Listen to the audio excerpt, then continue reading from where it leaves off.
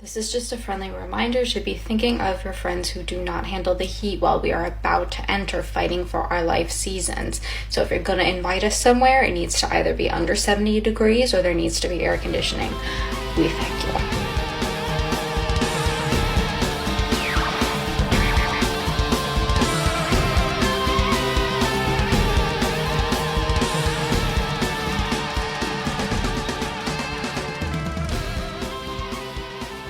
Hey, fun fans, it's We Enjoy, and welcome to the Fallen Kingdom. That's just for Eric Goldman. We are the Mattitude. We are the Mattitude, Eric. I am Matt Fowler. Say hello. Eric, Tragic Kingdom Goldman. Hello, everybody. I was just driving by the Hollywood Bowl the other night, and Gwen Stefani will be performing there, which, you know, I don't need to see 2022 Gwen Stefani. No offense to her, but 2000 Gwen Stefani, I saw quite a bit. I mean, you would see 2022 Gwen Stefani if it was a No Doubt reunion. Yes, if it was a No Doubt show, I would definitely go. Of course. We're going to be talking about Jurassic World, Fallen Kingdom today. A movie that I liked a lot better the second time I watched it. I think, man, the first time I just remember sort of half watching it, very uninterested altogether. But I guess upon my franchise rewatch, I liked Jurassic Park 3 less and liked Fallen Kingdom more. That's not to say that these are standouts of the series, but that's just how it fell into my eyes when I watched it. And we've got some news and then just a couple messages to read through from a listener. And then, good things to enjoy, you know, the usual. And a hectic schedule for me, at least, coming up. I know it was for us this week anyway, which is why we're recording this on sort of a Friday evening.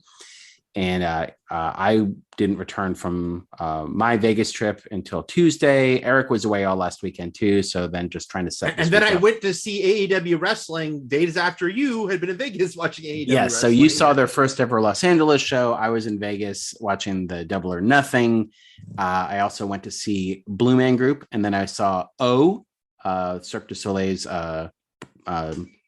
what is it? The Bellagio show that's filled with that giant like theater that's fitted with a tank underneath the stage that holds millions of gallons of water. It's a water show.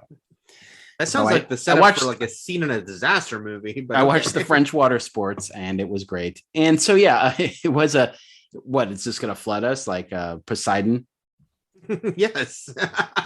And suddenly the Bellagio flips upside down and we have to crawl our way to the top.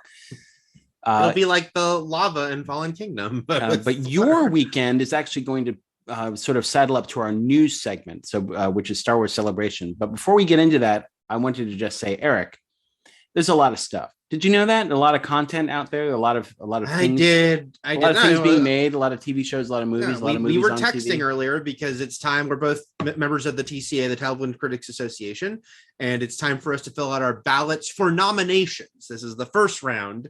And it's so tough because you simultaneously feel like you haven't seen enough because there's so much TV and so much TV you know is good, but you can't watch it all. But then it's hard to remember what you did watch because you've watched too much. So even though it's like kind of our jobs, where you wind up Googling shows that best shows from 100%, like 2021, just to remind yourself of what you've actually seen, right? Because you might forget something. But I was also speaking, not just because you brought up the TCA nominations, but also just like the past few weeks where it's like, especially going away and not like falling behind a bit on certain things I need to watch, things I just also watch for my own enjoyment. But like the sort of the combo move of Stranger Things dropping on the same day, the same week that Obi-Wan premiered, on the same day as, for me, Shoresy, which debuted, and I kind of forgot about until a few days afterwards. Then we've got Miss Marvel coming up, which will sort of layer on top of Obi-Wan. And then like Under the Banner of Heaven, which I recommended here as a good thing to enjoy, had its finale yesterday. So all these things just sort of pile up. And then The Boys released its first 3 episodes today. Yeah. So I find it quite impossible to juggle all just had its finale. I'm weeks behind on Hacks, and I love Hacks. I haven't even watched a lick of Hacks. No lick of Hacks, because I want to watch Hacks. I want to make up for the fact that I never watched Hack, back in the day by watching Hacks. But yeah. No, yeah, it's absolutely insane. Partially, now, not all the things you mentioned, but partially the reason a lot, like, because Hacks and Barry is on right now, and of course Better Call Saul. Barry, and I was just so happy that I'm actually happy they split up the Better Call Saul season. Better Call Saul just had half the season. A lot of them, the partial reason there is a glut of really good shows returning right now is because the Emmy and TCA, but the Emmy nomination eligible period was until May 31st. And so a lot of shows, like, we're trying to schedule to come back so that they're fresh in people's minds because of what we're talking about here, because they do know people are going to forget about stuff from last fall or certainly last summer that is eligible, but they'd rather it be fresh in people's minds. So you're getting this like crazy glut of stuff on top. It's just, there's a lot. Just sort of under the wire at the buzzer, like getting it in before the end of May. Yeah, I get it. People are pointing out, like, Better Call Saul, this will now mean they'll be eligible for one more year because the second half will be eligible for next year. So yeah, there's a lot going on here, guys. And but let's talk about all the speaking of glut, you went to Star Wars Celebration this weekend down in Florida. While I was in Vegas. No, Anaheim. Anaheim, that's right. It was only a quick trip down to Anaheim for you. It wasn't they alternate, right? They don't necessarily only go those places, like though they're there a lot, because the last one was Chicago and I didn't go because I just couldn't make it. They're going back to London next year, which I went to once before and which I knew my wife would want to go to because she is all about London. So the second they announced that was the next location at the end of this one, I said, guess where we're going next spring. All right, Eric, this is where you can just talk for 20 minutes. Tell me all about Star Wars Celebration. And I don't even know. Star Wars isn't my full scene. I like Star Wars, but I'm not like I'm not rooted in it in any way, and I'm certainly not precious with it. But tell us everything that went down. I mean, gosh, and there was a lot there. Everything that went down, Eric. Everything that went down. I'm not going to tell you everything that went down. No, look, it was the weekend Obi-Wan was premiering by design. Now, they notably had pushed Obi-Wan's debut date. It was supposed to debut Wednesday originally, which would have been the 45th anniversary of the original Star Wars, Wednesday, May 25th, because now we're a week and a half out. They pushed it till Friday, and then I was like, oh, of course they did, because what they ended up doing was a screening at Celebration of the first two episodes. So we watched it there, which was really fun. Of course, it's really cool to watch something like that in that environment. Also, I'll just say Ewan McGregor, because Ewan McGregor and Hayden Christensen were at this convention, and they were there a lot. Like, they were there at the first opening panel. They were there at the premiere for Obi-Wan. They made a semi-surprise appearance at the episode 2 20th anniversary panel. And I say semi-surprise because no one was announced specifically. You guessed they might be there because we knew they were at the convention. And then they weren't there at the top. And then they brought them in like 2/3 in as hey, guess who is going to be on there? But Ewan McGregor especially is just like, he is all in on like, being Obi-Wan. And it was super fun because I know he was doing the signings and he was doing the photo ops. And then he like made one more appearance on the stage on the floor right before he left to say goodbye to everyone and thank you on Saturday night. So it's one of the good ones, right? Like, he is one of the good ones. I'm just saying, like, there's like no report of, being a shithead on set or anything like that over the years. I don't think. I feel like he's one of the good ones in the biz, right? I think people like him. People think he's a good bloke. But yeah, so he was everywhere, and The Mandalorian was everywhere. I wrote an article at Fandom that was kind of like, the headline was kind of how Star Wars Celebration solidified The Mandalorian as kind of the center of Star Wars. It just felt that way because as much as Obi-Wan was important and a huge presence, there was so much Mandalorian. It had, its own, like, a panel that was like about the Mandalorian and all the kind of the spin-offs where they brought out people from Boba Fett and Ahsoka. And then they did, which his wife will be on. And then there was a really cool exhibit that was kind of a surprise that Favreau announced. It was called the Mandalorian Experience, where you could like see all these props and costumes. It also had stuff from Boba Fett. They did like a bunch of making of stuff. You really kind of like felt like this is Favreau and Filoni have the keys right now. They announced a new spinoff that, that was kind of a big announcement, was what the John Watts produced show is, that it's also Favreau and Filoni. And they also had the Andor teaser trailer The Andor teaser trailer, which is not a Favreau and Filoni joint, but looks really cool. It's not. It's Tony Gilroy, who I'm very excited about. Right, and I really like how the look of that, which you can watch. And unlike the Mandalorian season 3 stuff, which they kept all convention only, the big news for me for Mandalorian season 3 was that Babu Frick will be in it, because say what you will about Rise of Skywalker, which I semi-defend, but Babu Frick, I hope, was adored by all. What I wanted to know is if the guy, that alien that was driving the transport that Lando was in, that went, okay, I wanted that creature to be back. Possibly, no word on him yet. But yeah, Star Wars Skeleton Crew is that new show that John Watts, the Spider-Man Homecoming filmmaker, is making. And Jude Law was announced as the first star of that. But it's set in the same timeline as Mandalorian. He's still playing young Pope, though. It's weird. He's still playing young Pope. It seems like Jude Law's like all in on the franchises, right? He's MCU, he's Wizarding World. Well, I'm just now, is he going to be like a younger version or an older version of an already pre-established character? We don't know, or we don't someone new. For those who don't know, because I said it sort of in passing, and I only say this because April just learned this a couple days ago when I told her, was that Ewan McGregor is married to Mary Elizabeth Winstead, and while they starred together in Birds of Prey, they actually met before that, not long before that, on season 3 of Fargo. So they're sort of a newish couple, though they have a kid together now.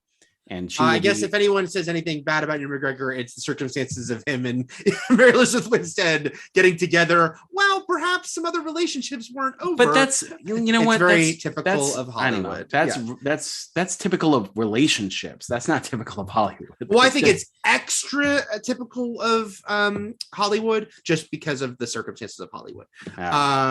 What else? They announced officially something that the trades had reported last fall, but of course, Disney stuff likes to wait till they wait. So Natasha Liu Bordizzo, I don't know if I'm pronouncing your name right, will be playing Sabine Wren on the Ahsoka show. If you have seen Guns Akimbo, starring Daniel Radcliffe and Samara Weaving, she was in that. I don't think anyone's seen that, so Yep. Good luck. So she was announced for that. They showed a quick Ahsoka teaser, which also, it basically looks like the live action sequel to Star Wars Rebels, which I'm all about, because they also showed Hera, the pilot from that show, the Twi'lek pilot, from behind. So we didn't know who's playing her. Could it be Mary Elizabeth Winstead's role? It could be, but we don't know just yet. I guess I saw Natasha Liu Bordizzo in The Society, which I watched the first season of. Yep. I'm looking at her page now, and I was like, hey, I saw that. Again, one of those weird shows that I had to watch that didn't get picked up by Netflix, and now it just sort of rests in my mind with no real details. Nothing stuck with me except the premise, but there's a lot of those. And then we can move on in a second from this, but I'll just say that Favreau and Filoni, the Mandalorian being the center, and then extra stuff from Filoni because he still has a foot in the animation world.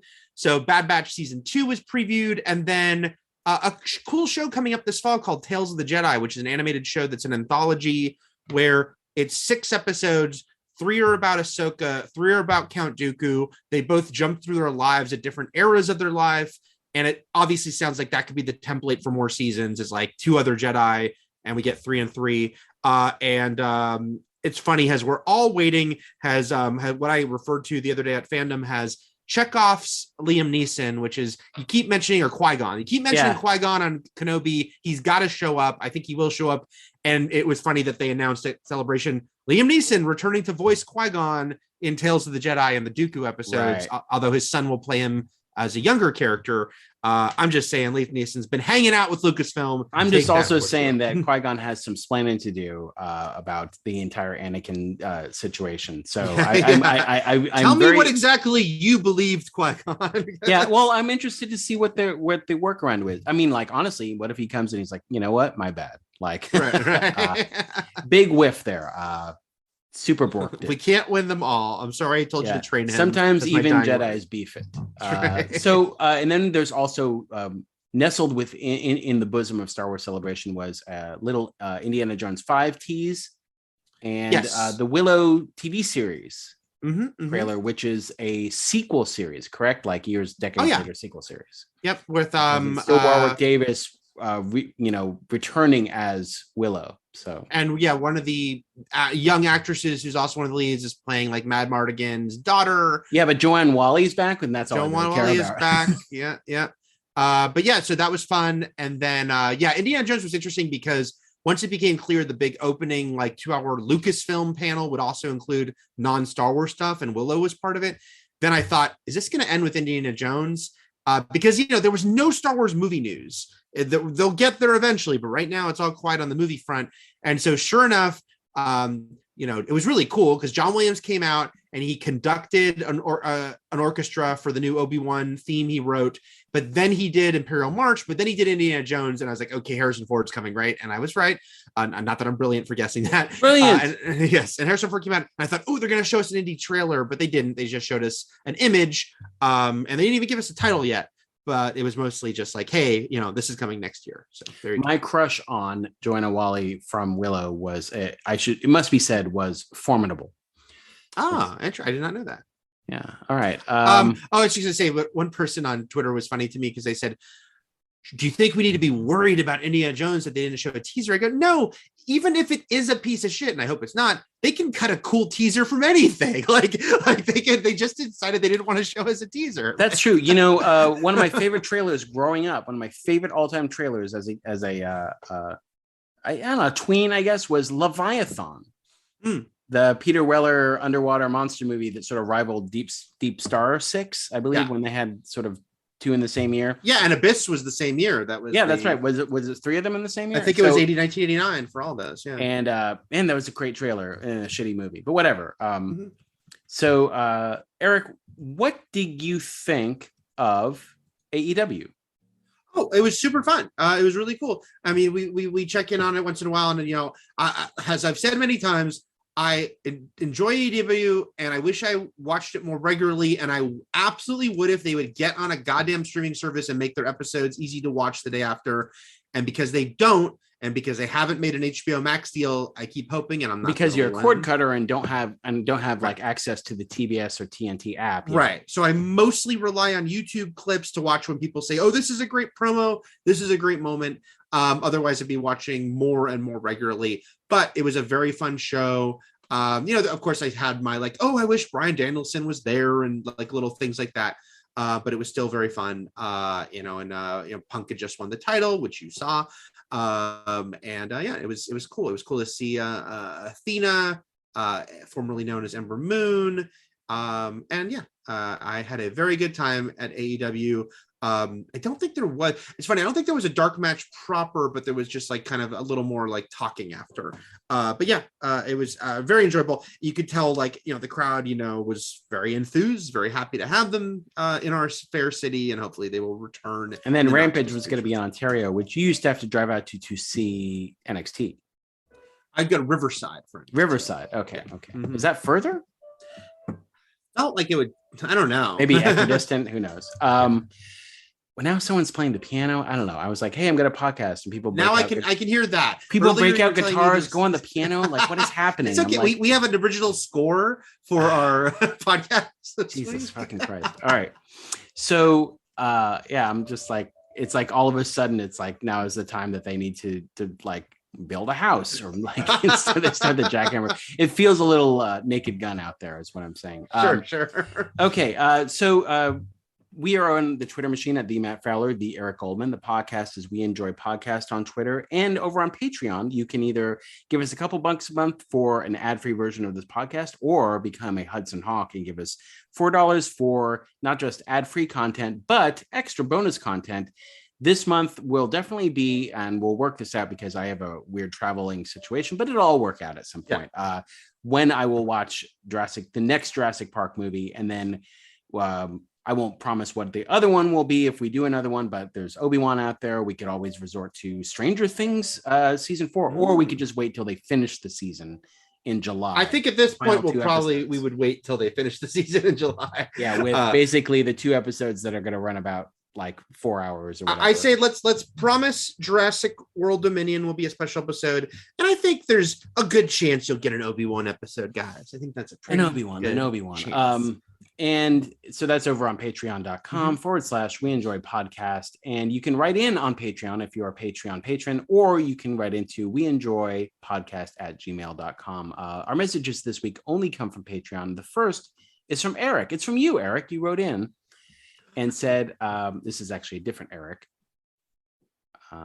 Hey, thank you guys for the great content. Been listening since the earliest days of channel surfing and continued with that show with other cast members for a while, but you two are the best. I didn't know about We Enjoy Wrestling, and I've never really followed wrestling other than listening to you guys. When I saw the We Enjoy had started, I jumped on board. I'm happy to pay a few extra bucks to get the bonus content. Also, I know y'all don't have control of the ads that would populate your show, but in Michigan, I started getting some really pretty gross ads that were anti-women's rights choice regarding health decisions.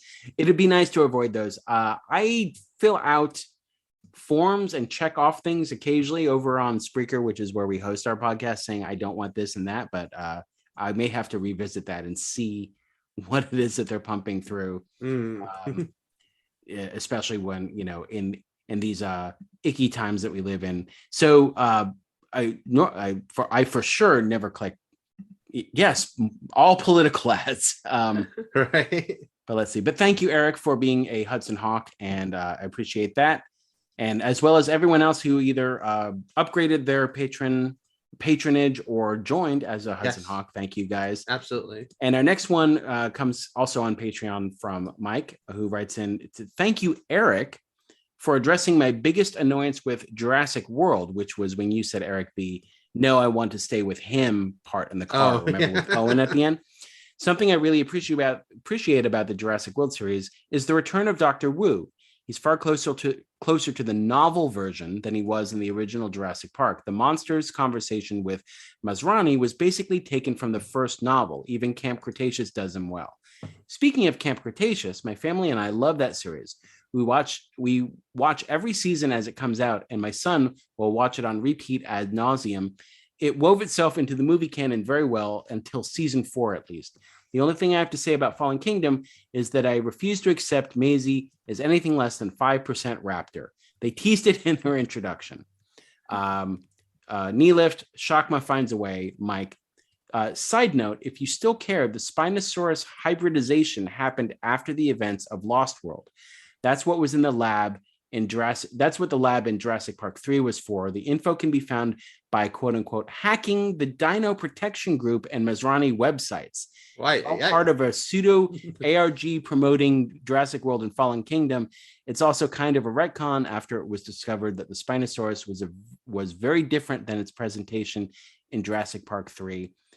You don't have to read all that. I know I ramble a lot about Jurassic Park. Too late, Mike. We I would say, by the way, as Matt and I began this podcast talking about, the too much stuff issue, there is a part of me, because I did enjoy the first season of Camp Cretaceous, and there's a part of me goes, did I say it wrong again?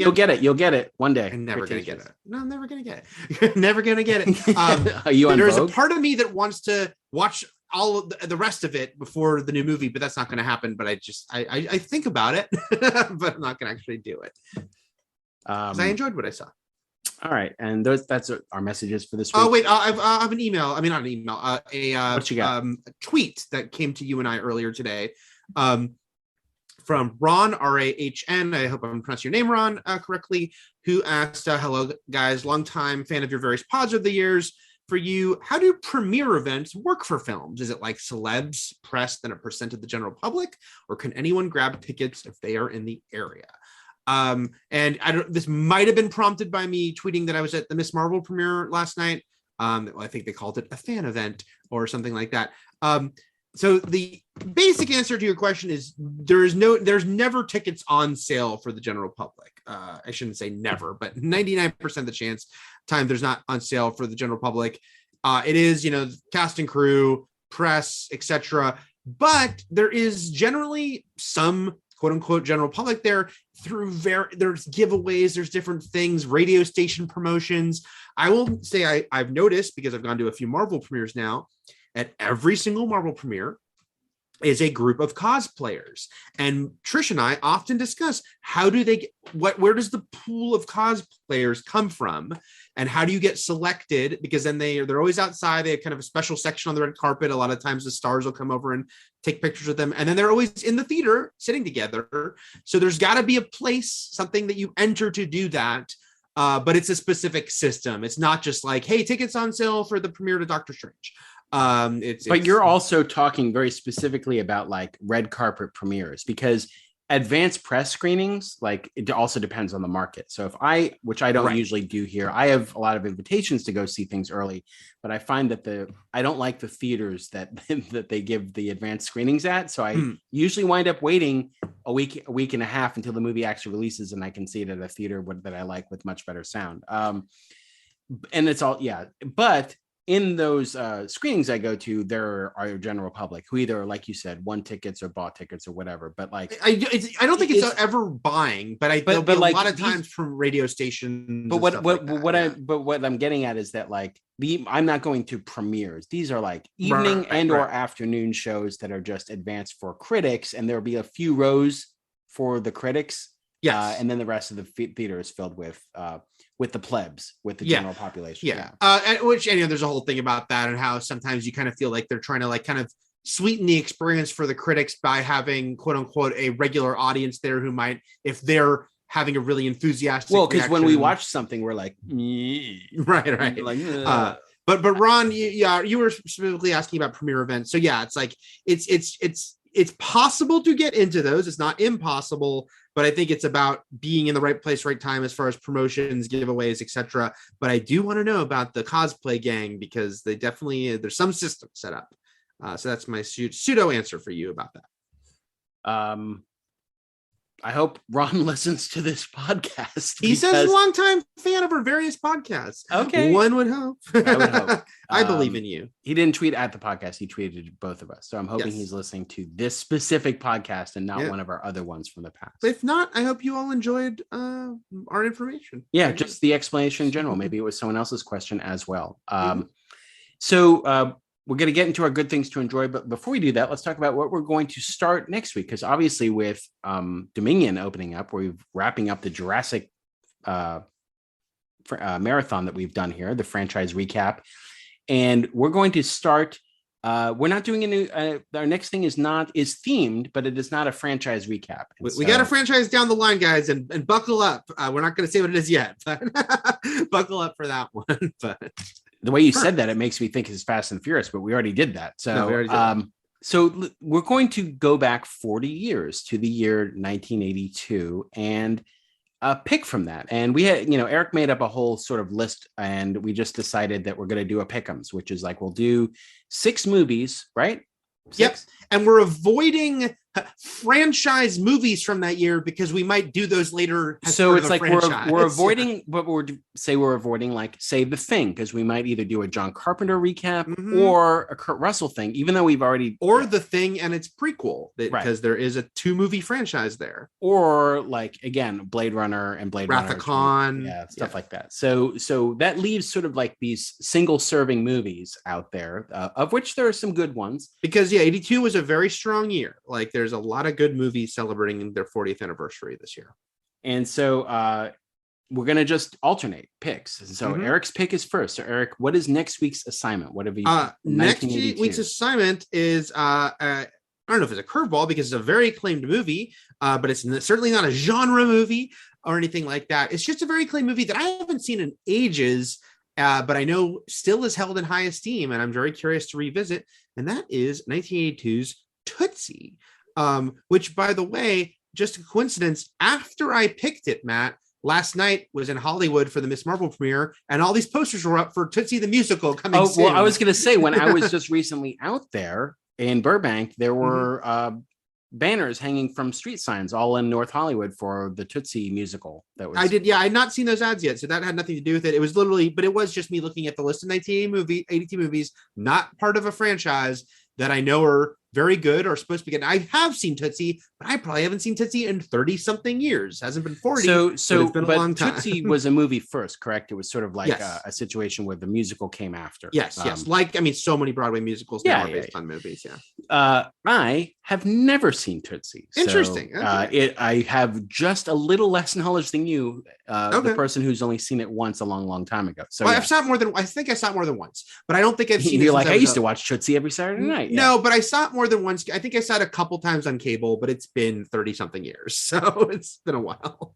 Is it a movie that's going to hold up or be wonky now? Well, let's find out, I guess. I know. That's what's exciting. And we certainly know that one of its star has sort of been taken down a peg or two from the Me Too movement a few years ago. So we'll see what Dustin Hoffman brings to the role of Tootsie. This was a huge hit. Was it the biggest hit of that year? No, E.T. was the biggest hit of that year, of course, or any of course. year. But we're saving E.T. because we can do E.T. and then E.T. 2049 after it. Right. Hold on. My cat just opened my door. Hold on. Oh, yeah. Okay. I'll talk as Matt is closing his door about life and how Tootsie was a huge hit. That I'm trying to get that box office on, but Tootsie has Terry Garr and Jessica Lange. I don't know. I think. Yeah, it's got some Bill Murray. It's got a lot. Bill Murray. Okay. Yeah. Lots of people in the Tootsie. Okay, and then next week will be my pick, and I'm gonna pick Tootsie. Oh my god! And you can watch it on HBO Max. Oh, good. That's easy to do. Unlike both of our good things to enjoy this week, which we're all in on one streaming service this week. Okay, since you just did the movie pick, Tootsie, what is your good thing to enjoy for this week? I thought you were going to say just movie pick. You would do your first tip here, but that's fine. No, you just say it. Tell everything. Tell me all the Star Wars Celebration. I'm doing a twofer here, which I know we've done a couple times in the past, both of us. Both reality shows on Paramount Plus. Reality shows. So Matt's out. And I don't watch a lot of reality shows. Kind of. I mean, I did watch the first one of these for like 2 episodes, and then I was out. I was like, okay. I get it. I understand the idea. Okay, so 2 shows on Paramount Plus, reality shows. First is The Real World Homecoming, New Orleans. Growing up in the 90s, watching Real World. I know we talked about the New York season a little bit. It wasn't an official good thing to enjoy, but it was really fun to watch that and see them get together. I was 2 episodes and out on the Los Angeles season, mostly because it reminded me that I didn't really like that season and I didn't really like the people on it.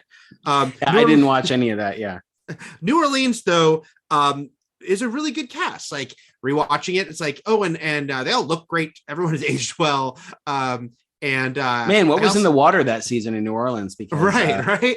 And I also I like that when they do these reunion shows, there is a little bit of a deconstruction here, and they talk about like issues of they talk about like the edit. They can openly talk about how they were edited and things that they got attacked for at the time online for the way things were edited and how things changed, and then becomes a narrative in this show is like, what is going on with the edit of this show. Even it's all great except for Julie from the original season, who has a lot of issues and kind of an undercurrent B storyline. Well, not it's because a big storyline is how she is trying to literally create drama. It's called out in a way other reality shows don't, is like, this person is trying to create drama for the TV show.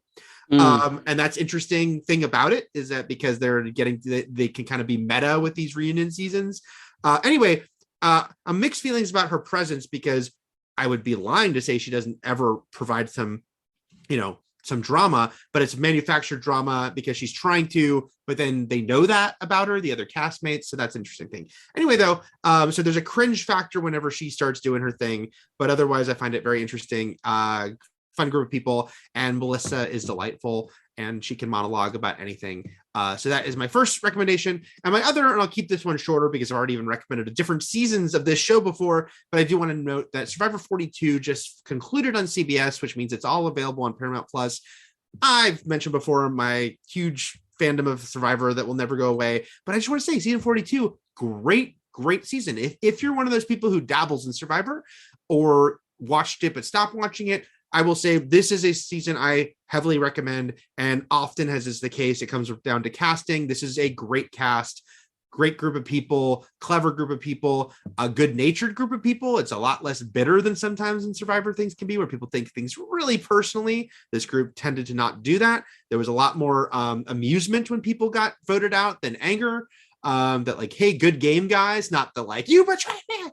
I very much enjoyed this season. I don't want to say too much more because then I start talk about spoilers, and I shouldn't do that. So if you have ever had an interest or enjoyment of Survivor, I say check out Survivor 42 because it is a strong season. These are on Paramount Plus. Both on Paramount Plus. As is my pick. So having just been in Vegas and I drove past, or Ubered, I should say. We Ubered past the Palms a few times because there was a restaurant that was really good. So we decided to go back to it. But that reminded me of Real World Vegas, where the show, that's the notable. That's the turning point. Notable season that changed that show going forward into something where it was a lot more debaucherous and just a lot more more focused on them drinking and hooking up after that season. The fame horror aspect kind of went full tilt with that season. And season to season, they had trouble figuring out how to make them work. And like sometimes they all had individual jobs. Like the show started with them each having their own careers and things to do in life. Future seasons brought them all together for a group project. They had to run a business or they had to pitch an idea. And this was the season that was kind of half and half, but it really just went into more of a party atmosphere, which is they would literally, I think, worked the nightclub at the Palms because they were staying at the Palms. Right. I think they worked there as like just people working at the club or hype people or I don't know. So whatever it was, it didn't lead itself to much working and it was just more of a party atmosphere. But I was just reminded of that season just because I was in Vegas.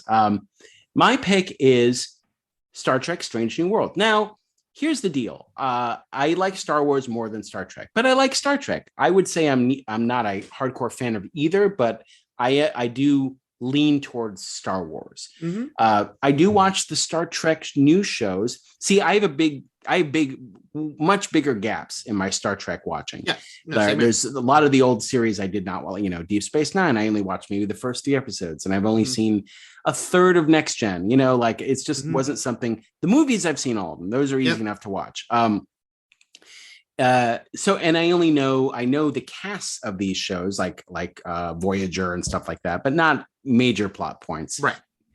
And then I was watching the new ones because Paramount Plus has some might say too many, but they've gone all in on Star Trek streaming series. Discovery, I think, has some good things going on. Also some not so great things, but I really dug season 2. I think it's been weaker since then. But season 2 of Discovery, which takes place before Star Trek, the original series, and introduced the character of Spock's adopted brother, and then does its best to explain at the end of season 2 why she's never mentioned again. Sister. Not Cybok. Actual Michael Burnham, his sister. And so it's a retcon where they also explain why he may not have brought her up in any conversation going forward in the movies or TV show. It's an okay explanation. At least they tried. But season 2, the best part of that season was the fact that it brought in the character of Captain Christopher Pike and Spock, a new actor playing Spock on the series. And as the captain of the Enterprise, he was the captain of the Enterprise previous to Captain Kirk. And he is played in the alternate timeline movies by Bruce Greenwood, and is sort of more of a mentor role towards Kirk in those movies. Now, on the original series, and this is my knowledge of it, is that Captain Pike was the captain in the original pilot that went unaired. Yep.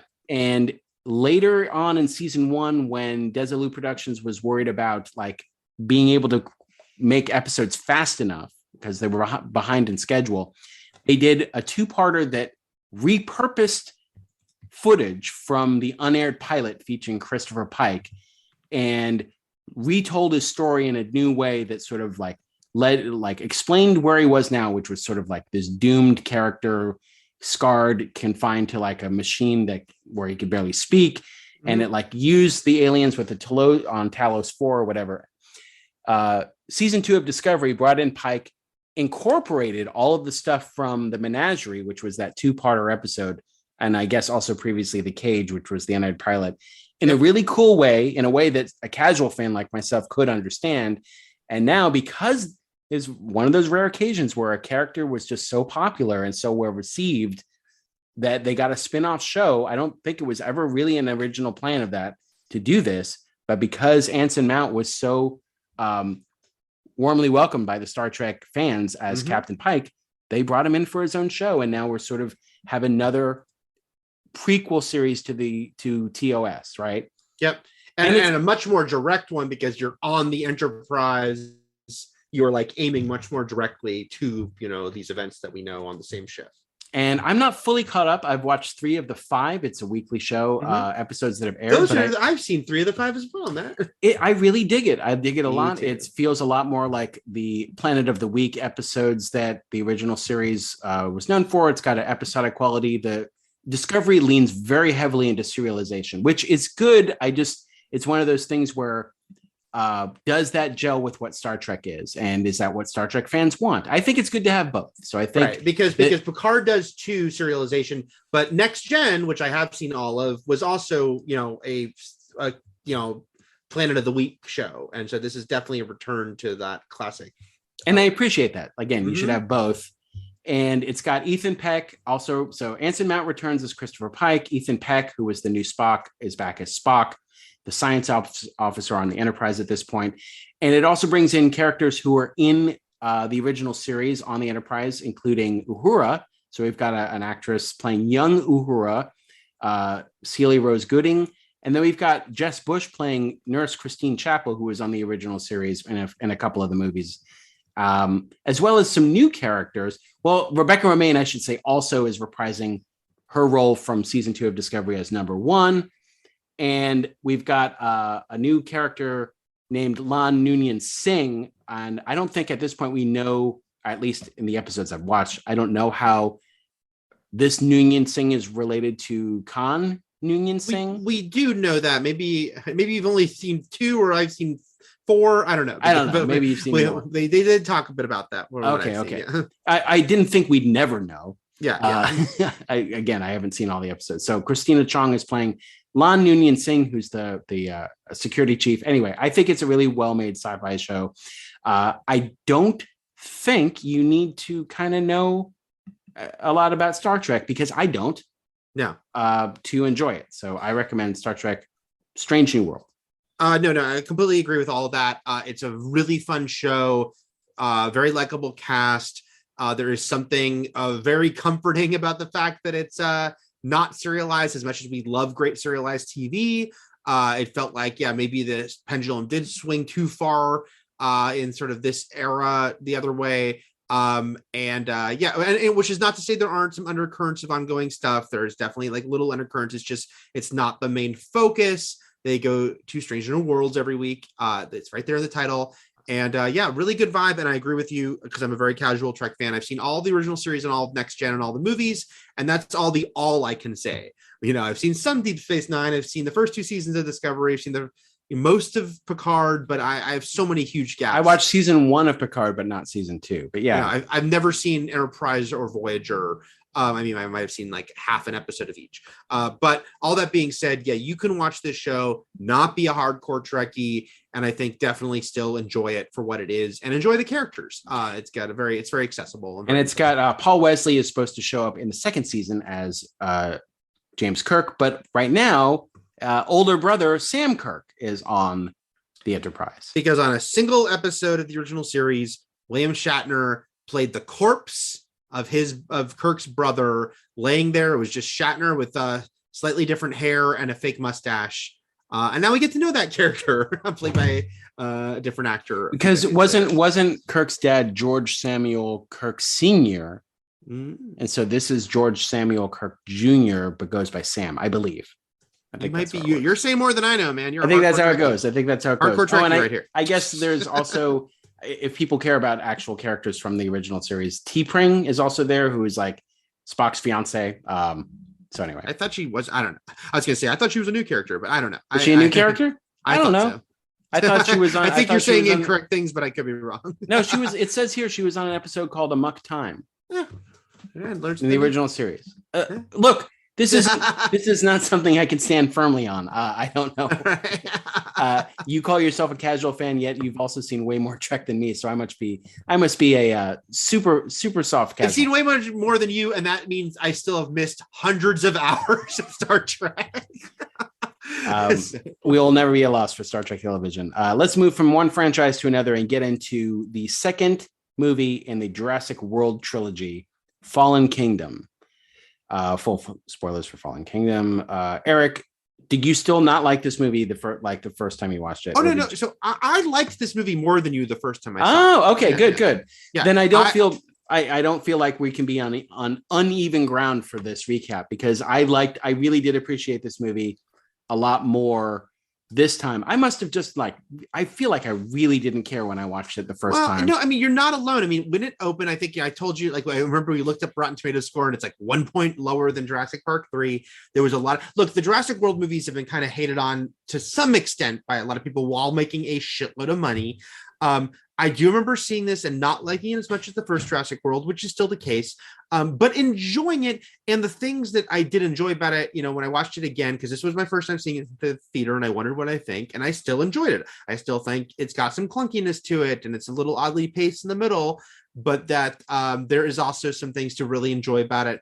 And especially, some people, this was kind of a split, which is the people who enjoy the fact that the third act of this movie is a monster movie inside a Gothic mansion. Yeah, I like that. So I think it was very daring. And this is something I felt the first time I saw it, which I didn't mind. I felt like they took what would have normally been a full Jurassic Park movie and made it the first act of this movie. And that the king, after 50 minutes, the kingdom is fallen. It'd be funny if it said the end. But yeah, right. They took that whole thing, including the lava and the volcano and all the exploding, the escape from the island, could have been the climax of the movie. They could have spent the entire movie on Isla Nublar, but they didn't. They just made that. So I really do appreciate, and I kind of like movies that start off in large scope and get into small, more intimate scope. World War Z was like that. I like the way that World War Z ended too, which was zombies in a hallway rather than zombies invading a city. Right.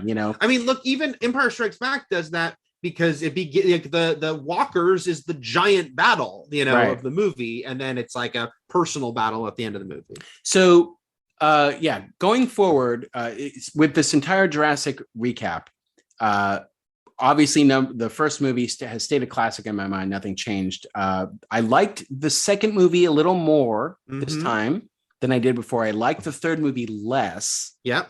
Jurassic World stayed about the same for me, which is I still think it's pretty good. This movie greatly improved, though, especially if you look at how it is fun that, the island and all the destruction happened so quickly in this movie.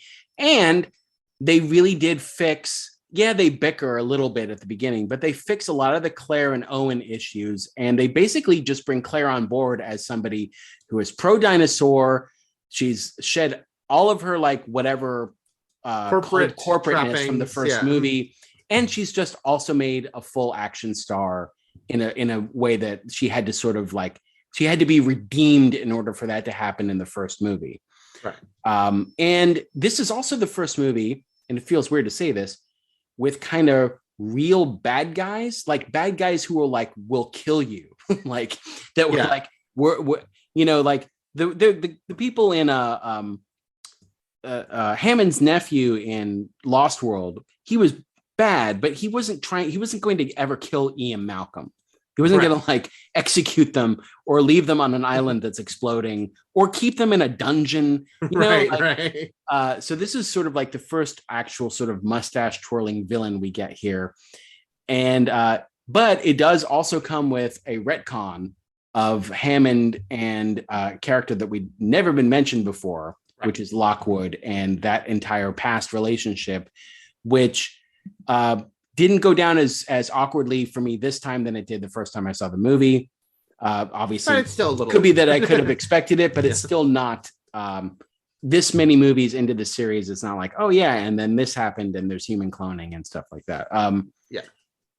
And we'll get into all that, as well as the fact that it seemed like the dinosaurs were going for really cheap.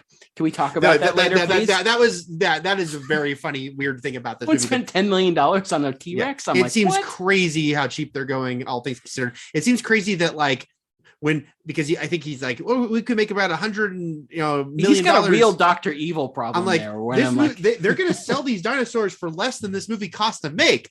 That's crazy. He's it's seed money for my new project, and I'm You mean 100 billion, right? Not 100 million. Right. Like, I think I heard you wrong.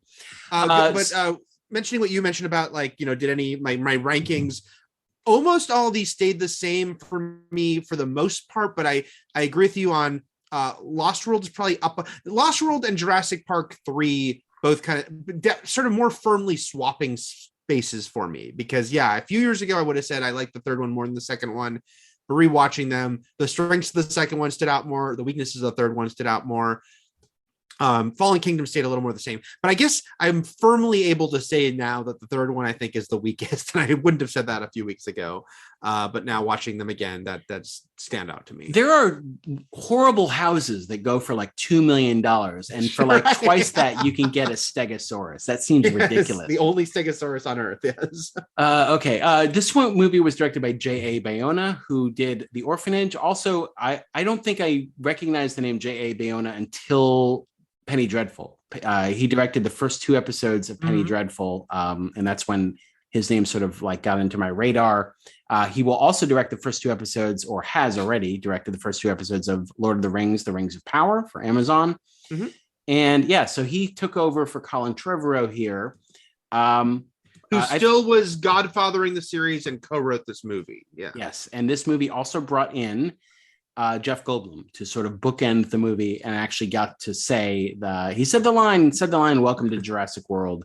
Yes. At the end, but not meaning a theme park at this point. And I do like that, Ian Malcolm, because this movie's whole thing is, there's a couple retcons here, which is Hammond had a partner, and B, that there's a volcano on Isla Nublar, and it's going to be active again. As much as I like the fact that they get the entire giant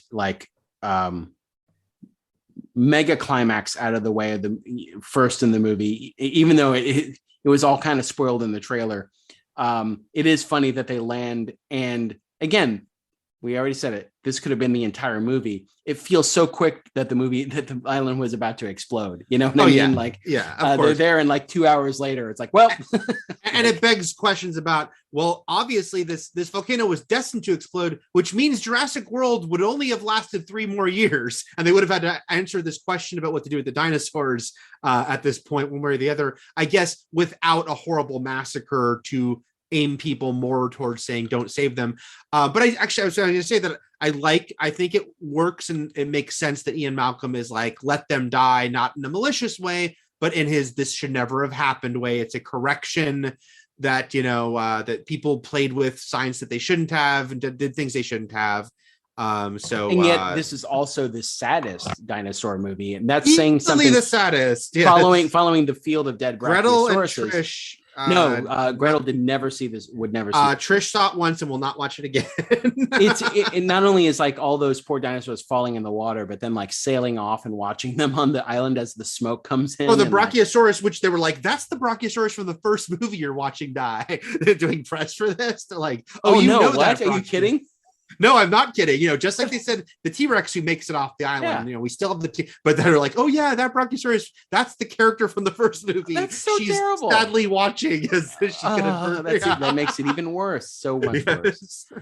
I guess we should bring up, I can't remember who tweeted at us that back in Jurassic World, I didn't notice. If you did, you didn't mention it, but the fact that the T-Rex the Indominus Rex smashes through the Spinosaurus skeleton that was on display, I believe. I didn't mention it, but I did. It's funny because I was reading the Jurassic Park wiki at Fandom this week, and I read that mention, but I did not say it on the podcast last week. All right. In this movie, we have a new devil dinosaur, which is the Indoraptor, which just seems like a raptor mixed with a raptor. I can't figure it out. But it also reminds me of, they joked about it in the MCU about putting the name Quantum in front of everything, but it's like just putting Indo in front of everything. So, Indo is how my shorthand in my notes here for the Indoraptor. Okay, so we start with some monster magic here with they're actually going back in. We don't know who these guys are yet, but they're going in to snag the Indominus Rex tooth. But Seabiscuit's there, the dinosaur who I'll never remember the name of, the giant water monster. Mosasaurus? Yeah. Sounds good. Mosasaurus is there. I don't quite know why they assume they're all dead because they're like, don't worry, they're all dead. Yeah, exactly. Why would they be all dead? And also, I was really mad that this did not leap up and eat the helicopter. I know it gets the guy on the ladder, which is fun. It's still pretty great because he's fist pumping all joyously when he gets eaten. So I still and off screen it eats I'm assuming the underwater abyss ball thing that was transporting under the water. Yep. But yeah, so yeah, but they're successful. I mean, I guess they get away with the tooth, right? So mission staggering success. And then we've got a bunch of Mosasaurus or whatever it's called does get out. It's the first dinosaur that we know it's gotten out to set up later. Yeah, it's gonna get out, and yeah, so we're gonna find out in Dominion, I guess, what that means, right? Because at the end of this movie, they sort of tease that it's out there with surfers and stuff like that, acting all like the Meg. And then we get basically some news reports catch us up 3 years after the fall of Jurassic World, where 800 million in damages, again, so much more money than these dinosaurs go for an auction, is paid out to the victims of the massacre at Jurassic World. Claire now works for, we already talked about Ian Malcolm giving his position on what they're going to do. He seems to convince everyone because, they're just going to let him die. And then Claire is now an activist. It seems like they probably don't need that much convincing because it seems like, a lot of the politicians are already convincing politicians to do nothing is hard. So she works for the Dinosaur Protection Group, and she's now teamed with, let's see, what are their names? We got Franklin played by Justice Smith, and Zia, played by Daniela Pineda. And he's an IT tech. He's sort of the computer guy. And she is as described, a former Marine who's now a paleo veterinarian, but one who has also never seen a live dinosaur. So she gets sort of the jaw-dropping moment later on when she sees the Brachiosaurus that will die in front of our face. And so she is basically, Claire is making phone calls and trying to glad hand and, plead her case to save these dinosaurs. It doesn't work. She winds up being summoned to Lockwood's estate. And this is when we're introduced to the entire concept of Benjamin Lockwood, right? Played by James Cromwell, who always makes every film better. He's always really welcome and good. We learn is John Hammond's former partner in all of InGen, and also in developing all this technology to clone dinosaurs. They had a falling out. Lockwood is still alive, unlike Hammond. And then we also meet Rafe Spall, who has been in a ton of things. Yes. Can mention a bunch of them right now if I wanted to, but he's an English actor who was in Prometheus. And they not only BFG. They not only tell us that they were partners, but they tell us that like Lockwood's estate is like where the labs were where they first were like genetically cloning. Right? And Lockwood's like lobby looks like a natural history exhibit with fossils and put together dinosaur bones, and then also sort of tableaus and of like the eras, like you would see at a natural history museum. I just bring up the one in New York because that's the only one I really know. So it's felt like that. And then, they had a falling out. And so Rafe Spall plays Mr. Mills, Ellis Mills, who's sort of his assistant and who convinces Claire that they have a sanctuary for these dinosaurs and they need to rescue them, but they can't find my boy Blue, my girl Blue. There's definitely parallels to the Lost World here as far as visiting the rich guy and then the younger guy who is taking the reins, who's now going to be the more nefarious. Except they're doing a switchback because he approaches her like he's a good guy. Because he acts, unlike in the second one where, he's trying to sell Arliss Howard is sort of a smarmy douche from the beginning. This guy's a snake in hiding and will become the villain. And so he's trying to get these dinosaurs off the island. He makes her think that it's because they want to rescue them and give them their own island to frolic on. They need to, once again, get Owen because of the raptor situation. They need to find Blue. They want Owen in, and so she goes. And they really, it's funny. I mean, the raptors we've talked about, they were such a big deal in the first one. I mean, the raptors became a thing because of Jurassic Park. But now they've spiked them. They're the villain who's become so popular that they have to become. They spiked them. Like Spike, like Buffy Spike. Yeah. Yes. Or Demolition is my wrestling go-to for taking a popular villain and making them good. So they eventually made them good, but also they just kept increasing how smart they were, which was an important facet in the first movie, clever girl. But now it's like they could be the second most intelligent life on the planet. Like it's like they are fucking smart. like they have really pushed that. Yeah, they're doing spelling bees. They're taking those airplane magazine Mensa tests. They're like doing Sudoku. Okay, so first time that Claire tracked down Owen, who was fixing his bike. Now he's building an entire house. He's always doing something. I don't know what he's going to be the next time. Projects. When she finds him this next time, what he's going to be building is just like it's like massive arc. And this time they actually did have a relationship. Yes. After the fallout of Jurassic and maybe World. That's why we both remembered it incorrectly, because this movie possibly what we thought the last one did. They're not as mean or snippy with each other. They're okay. They're fine. He wants him to go back on the island. It is weird that he refuses at first. She brings up Blue and he says no. He kind of has to remind himself that he loves Blue. I realized, I mean, obviously other movies have done this trope, but I thought it was very funny when I realized that Fast 9, another Universal franchise movie, did this exact thing with Dom at the beginning, living off the road, living a rustic life. They need their help for people, someone you love is in trouble. Nope. And the girl's going to go without him. And then he's like, you know what? I am going to go. Like, but did Dom watch videos of him with baby raptors to sort of remotivate himself? Nobody watched the video again of Mr. No. Yeah. So, see? Pretty much the same thing. So they set Mr. him Nobody up with is Dom's Blue, is what I'm saying. I hope he holds his hand up to Kurt Russell's face. He's like, it's me. Click, click. As he's surrounded by Kurt Russells. That's a dream. Okay, and then we also meet Maisie, who is introduced as Lockwood's granddaughter, but we know something's up because Maisie is a silly British prankster with a twinkle in her eye and a secret. Yeah. A secret she's not aware of.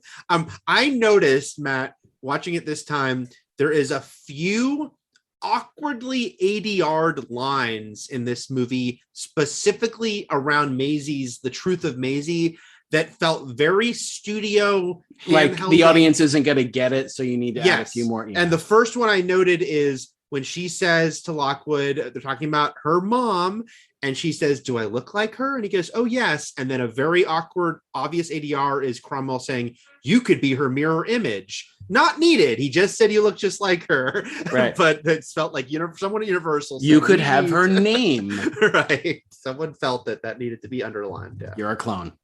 Right. He just says yes, that. You're her clone. Yeah, her exact clone made from her DNA. And then we've got so she's basically and then he said, "Did my mother visit the park?" And he said once, but then that's never brought up again either. So I don't know. Like, no, well, don't we see the picture of the park when it's what does that matter? Right. I'm just saying, like, if I thought it was originally, I thought it was going to pay off somehow, where it's like she died in a car accident, quote unquote car accident, but maybe she was eaten by a dinosaur. You know what I mean? Like, right. If you mentioned that she did visit the park, what does that matter? Then we've got the introduction of Ted Levine, Buffalo Bill from Silence of the Lambs, as well as many things following that movie, as Ken Wheatley, who's sort of a mercenary, an actual mercenary. And as you said, this movie has the worst humans we've ever seen. Yeah. Because we've seen, like, this role has been just like a guy who wants to protect everyone, like groundskeeper. And then it's been Pete Poswaite's more like, I want to hunt it, but he has a noble side. This guy's just a horrible person who you want to see. We went into, and even when Jurassic Park 3, the guy wasn't even a real mercenary, it turns out. Right. But this guy's Mr. Noodle. Teeth. I can't remember the actor's name. I just remember Mr. Noodle. Michael Jeter. Michael Jeter. This guy's collecting dinosaur teeth, being malicious and awful. Oh, God. Ripped out the Stegosaurus tooth. So terrible. Like, again, it's been a while since they've given us a character you want to, there's no one in necessarily Jurassic Park 3 I wanted to see die. You can make Claire's assistant in Jurassic World as annoying as you want. I didn't want to see her die. It was fun, but you know what I mean? So this guy, they're like, oh, you're going to feel so good when he gets ripped apart at the end. Yeah. And, you know, he's there again, like Mills is sort of like, he's an ally at first, but very quickly it all goes awry. We go back to City Walk and see sort of the ravaged, ruined area. Yep. And in the which park, is cool. It did make me wonder why there were no like remains of people 3 years later. Because as far as we know, they wouldn't have been able to do any sort of cleanup, and a lot of people would have died on Jurassic World City Walk. So yeah, I grimly wondered that. Well, Jimmy Buffett's still there, and he turned into a cannibal. Is that what you're saying? Jimmy Buffett's he's the one who's gone native. And a fun visual with the row of Jurassic World toys, and then one of them is a compy who starts moving on the table. And then we've got they basically only needed Claire because of her handprint. That felt like an email. I feel like they could have gotten her handprint back on mainland for the tracking system. Yeah.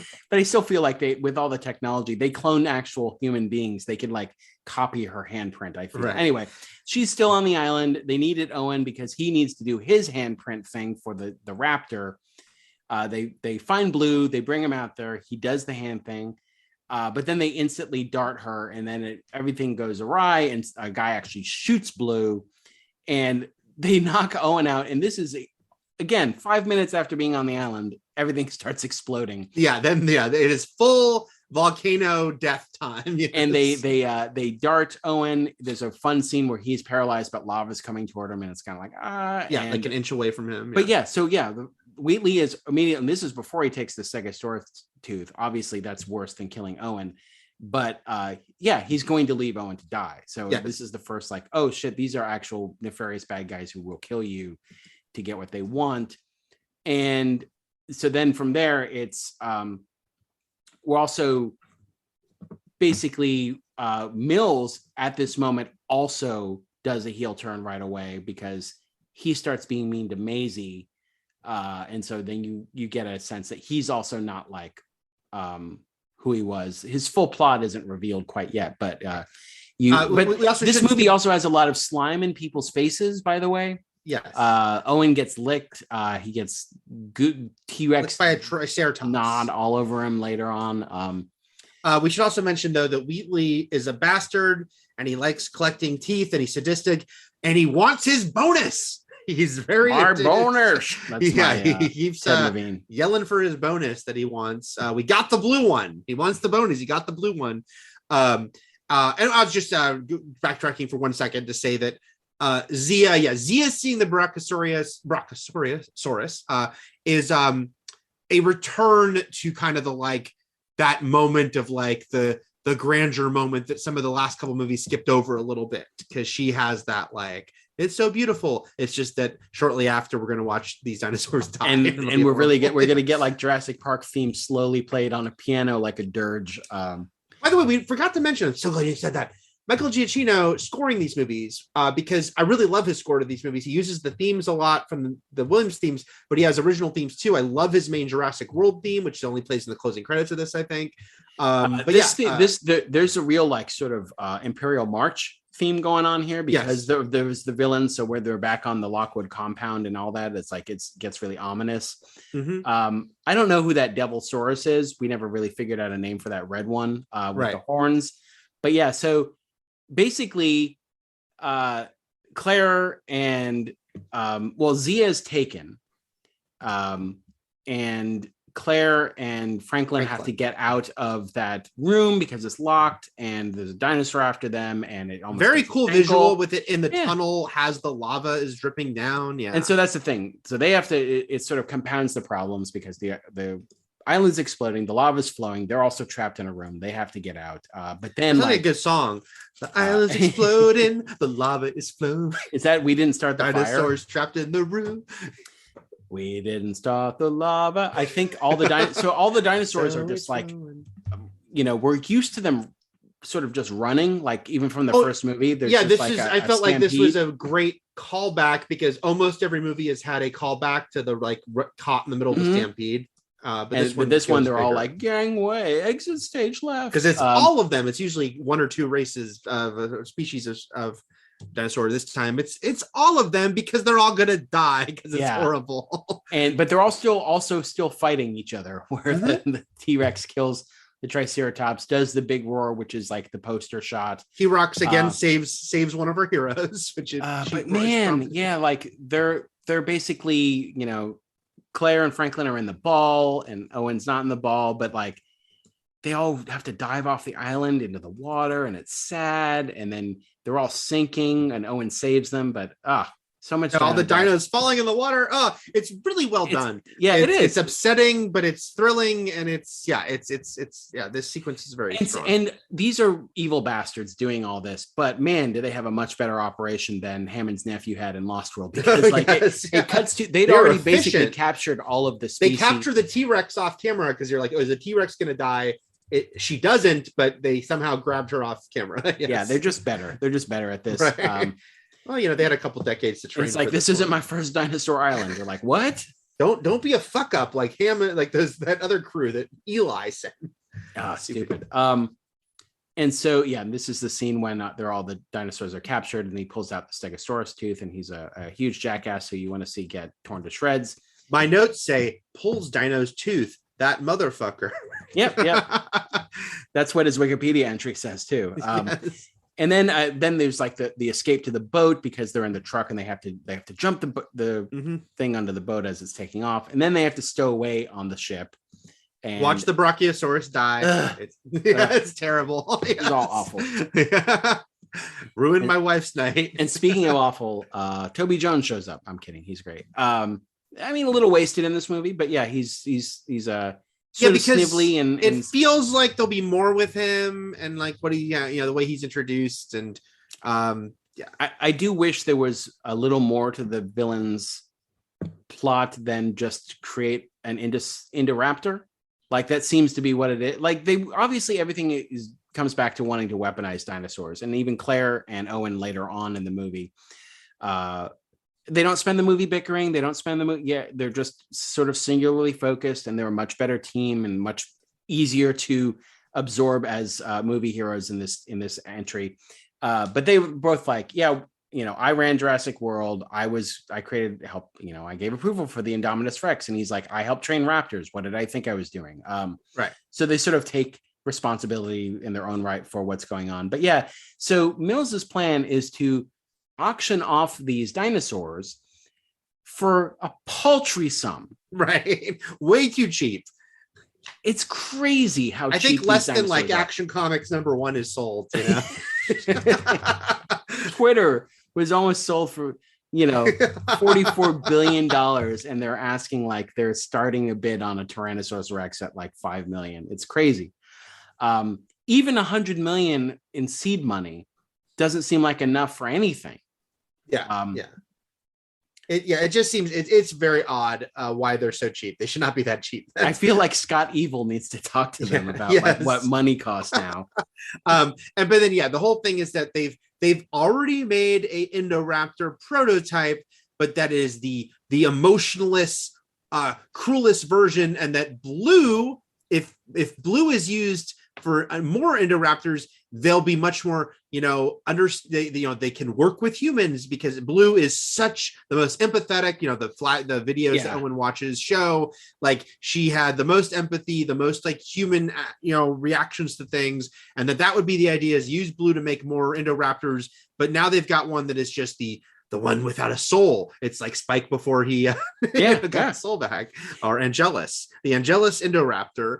And that's the one they're not supposed to sell, but then they realized they could make a little more money than they were asking. Why don't they call it the Angel Raptor? But so the fact is that they mixed the Indominus Rex with a raptor to make the Indoraptor, which is like the Indominus Rex was already part raptor. So it's at some weird, point, it makes a fine final dinosaur villain. I dig it, but it's still silly, and it still seems like there needed to be like one extra ingredient in this plan to work.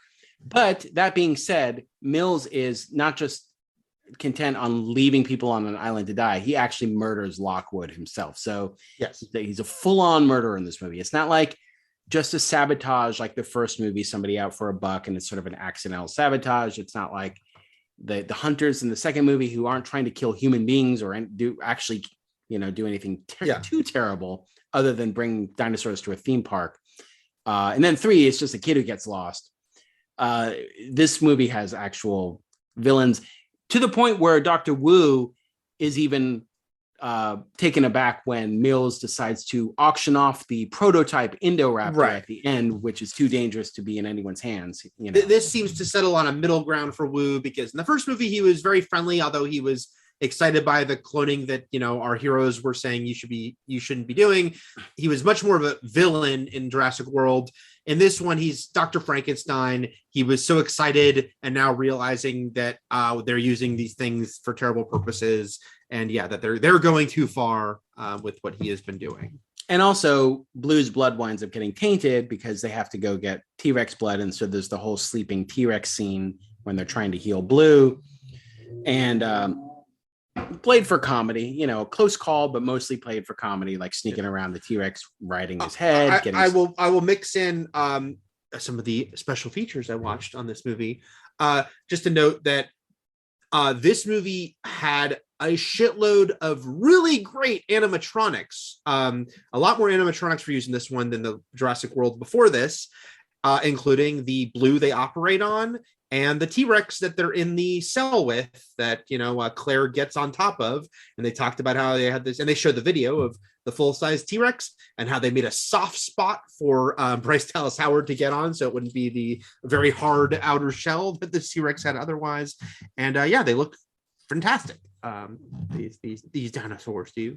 The movie could have used, obviously the movie does not shy away from death or dino murders or human murders. Mm-hmm. It lacks the sort of the ghoulishness of even Spielberg going dark, which is like, you'll get that blood splatter. You'll get that like, you'll see the death will happen off screen, but some sort of blood trail will happen that'll let you know that they met a grisly I think the most ghoulish death is part, the final one, the final wishbone. That one's actually, it wasn't even one I was going to say. That one stands out, but the other one that's a good one, because obviously it's a character you want to see suffer, is Wheatley, because Wheatley gets his arm torn off and then watches his arm be eaten in front of him. And that's pretty satisfying. I wish he did that with all 4 of his limbs. Right. After he dares to still be wandering around yelling, "I want my bonus." Well, I'll say this. I remembered very little about this movie because, again, when I saw it, I don't know. I must have just been a super grumpy pants the first viewing, but I was like, does Mills survive? Like, does he go into Dominion as the villain? I couldn't remember if he gets killed. And then I'm like, oh, wow. Like, he got eddied from Lost World. Like, he got except shared. This time, he was the opposite of the character, like, as far as likability and whatnot. Yeah.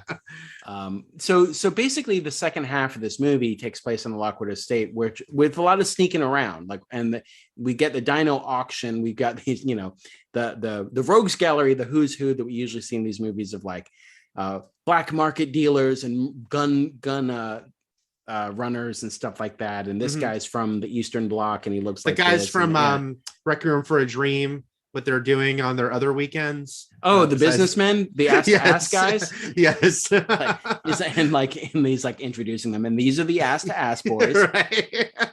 Oh, you're selling these dinosaurs very cheap. All right. I know, it's cheaper than heroin. Right.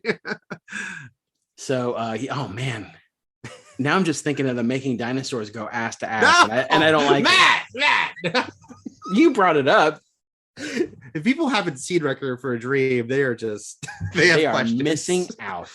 They have questions. The movie I saw 2 days before I had to get married, and I remember walking out of the theater going, I have to get married now. Even though life feels just miserable. Even though life feels like we're all just spiraling into oblivion. Yeah. I somehow have to pick myself up, dust myself off, and try again. Okay, so yeah. Let's see. What? Okay. And in the midst of all this, Mills murdering Lockwood after Lockwood finds out what Mills is doing, but he murders him. is the Maisie reveal as Right. far as like the falling out between Lockwood and Hammond was caused by human cloning, which Hammond considered a step too far. He cloned his daughter and raised her as his supposed granddaughter. And I guess hopefully Dominion pays this off more in a better way, where sort of basically the movie ends with like Maisie releasing the dinosaurs and being like, because the whole beginning was these things were created, they don't have rights. They don't have a right to live. We don't have to protect them. And so as a human being, Maisie is like, I deserve to live. So do they. I'm the same as them. And so she's the one who sort of lets them out creates Jurassic World at the end. It's not a strong part of the movie, the whole Maisie part. I get the idea. I get the appeal of being like, we have a series predicated, no pun intended, on cloning. Yeah, it also gives the movie for the third act a kid. Yes, which every movie has a kid in peril. Right? I mentioned that every single movie has a kid. Yeah. Yeah, this gives a kid in peril for the final act, which I think the final act goes down really well. I like the Indoraptor stalking them through the lobby and then the roof. I think it all works. And cool. the bedroom, because it's a crazy scene of like, and a dinosaur crawling into a little girl's bedroom like a classic movie monster. The director mentions on the special features that he was inspired by Frank Langella has Dracula. Had a scene where he climbs down the wall that freaked him out as a kid. It's just really fun visually. Again, the Gothic mansion horror movie with a dinosaur. It's crazy. Some people, when I tweeted that I, really enjoy this, I got a lot of people agreeing with me, but I got some people saying they didn't. One guy said he didn't like it because it's played straight. I'm like, no, I think it's fun to play it straight. I don't need it to be winky. It's cool. Also, Blue gets to be like a full action hero. I like when she leaps through the glass. She smells the gas and she leaps through the glass as the explosion behind her. Like, well, it's not a Jurassic Park movie if a raptor isn't busting through a window, right? Like, right. But this is the most. Usually, it's a raptor chasing someone. Well, also, this is the second movie in a row Blue has saved everyone's ass by jumping on the main dinosaur at the end. Like, yes, this is true. So yeah, through all this, they release the dinosaurs. Not enough people get killed by them. The main people you want to see die get killed, but not enough other people. They certainly get rammed by the ram jam. I don't know what you call it, the Ramsaurus. The little rammy one, yeah. That they used to escape the prison cell. So they get ram jammed quite a bit, but only, Toby Jones and then Wheatley. The main people get killed. The main despicable people, they all die. This the Giacchino's Giacchino? How do you say his name? Giacchino, I believe. Giacchino's like evil empire style like score plays when Mills is smothering Lockwood. Claire and Owen make friends with Maisie, fairly quickly. It makes sense. And then it remains Claire gets taken out a little bit because she gets stabbed right through the leg, but then she returns to help save them at the end. Yeah. We also get Franklin and Zia back into the fold. Zia disappears for quite a while because she's like a prisoner for quite a while. And she gets to be the target of the current reference line of the movie, which is, what a nasty woman, Oh, yeah. There's a couple of those not too subtle things in this movie. Yeah. So anyway. Then I was going to say that at the end, it seems like they're going to do a Lost World style. The compies are right by Eli, and it seems like he might get pecked to death, but they go bigger with the T-Rex and the other one. Despicable villain, satisfying death. So no notes, pretty good. It is. It's very fun. Oh, and then we should mention like Claire nearly is the one to let them all out because it's like awful. They're all going to die. And then when Owen says this, you think about what you do here, and she's not going. She's going to let them die, as awful as it is, until Maisie decides to let them. Yeah, because some gas is rising. It doesn't matter, but something was happening where that was going to kill them. The Indoraptor on the roof is probably my favorite part of the climax, and very cool, crashing through onto the skeleton and getting impaled. All works really well. And we leave the story with like dinosaurs in different montage states because some people apparently got out with their dinosaurs or their dinosaur vials so they can make their own dino clones. Some are in the wild. Yeah, so like they're all kind of split up in different ways. So I have to see how Dominion handles that. And Seabiscuit was already in the wild, but now the T-Rex is out. So this is my question. We're getting into Jurassic World Dominion, and I don't know. Do you know how many years later it takes? 4? I don't. It keep being in real time for the most part, so I'm guessing 4, but which I think would also make sense. My thing is, how much would the world actually change if 20 dinosaurs got loose? Because it doesn't feel like that many. They only saved 11 species, and then even with that, I think there were only 6 cells that she released at the end. So, like, he's like, "Welcome to Jurassic World," and I'm like, it's kind of 24 dinosaurs. I feel like humanity can handle this or capture them again, but like, unless somehow they're also accidentally given the gene to spontaneously multiply like Bebe's kids. I don't know like why we're walking into a world where human beings are in danger of becoming extinct. I think we're just gonna have to roll with the like rapidly multiplying thing, because it's like they get free in North California. There was recently part of like the promotion for the new one had like a map of like where dinosaurs are, and it's like they hadn't reached like Florida. Like, it was like there was certain states that didn't have any, but a lot of the states did. So it seems like there was some life found a way in various ways. I was gonna say life finds a way from 20 dinosaurs to like thousands, I guess. Right. We'll see what happens. But and also, well, we see that there are raptors, right? And Blue was like supposedly the final raptor. So Blue finds more, creates more, births more. Who knows what happens? Because I've seen the trailers and there's more than just Blue. But it looks like then we end also with that too. But like how many? Right. We see the T-Rex roar at a lion. By the way, bold of that lion. Like still being like, hey, get out of here, buddy. I'm king. Right. We see the Mosasaurus cervisate under the wave, which is a fun visual. Did you watch the post-credit scene, Matt? No, I don't know. It's not like a big. It's funny. It's was it just the Riddler icon, like cursor, like signing off the website? No, it was literally something they could have included in that montage, but I guess decided to put at the end, which was the pterodons landing in Vegas. Which I guess showing you the furthest they've gotten and letting it ride. Yeah. They're like saying, always bet on black. And they're like, let's see a show. Right. Like, let's go see Thunder from Down Under. I forgot to remind you, so I'm guessing you didn't. It's fine. To watch Battle at Big Rock.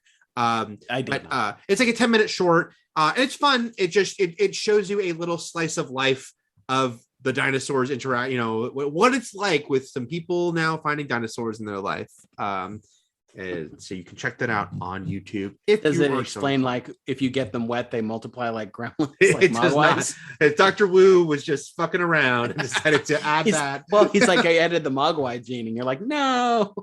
And it's like Coca-Cola or something. He's like, what's the odds of that happening? It's like, oh no. He's like, they can go in the water, but if it's rain, oh.